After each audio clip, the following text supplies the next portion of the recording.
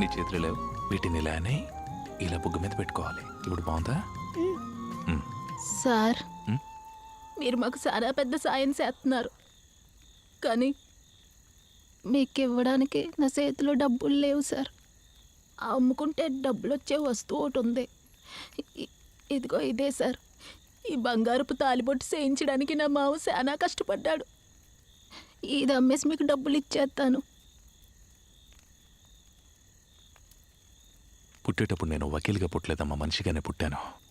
పాము ఖర్చును మనిషిని మీ దగ్గరికి తీసుకొచ్చి కాపాడమని చెప్తే డబ్బు ఇవ్వకపోతే వైద్యం చెయ్యను అని చెప్తావా? చిచ్చి, డబ్బులు ప్రాణము ఒకటా సార్? పోలీసుడు వచ్చినా సరే వైద్యం చేసే పంపిస్తాను సార్. ఒకరి దగ్గర ఉన్న ప్రతిభ అందరికీ ఉపయోగపడ్డప్పుడే మర్యాద. మీలాగా బాధింపబడ్డ వాళ్ళకి న్యాయం జరిగినప్పుడే నేను మనశ్శాంతిగా నిద్రపోతాను.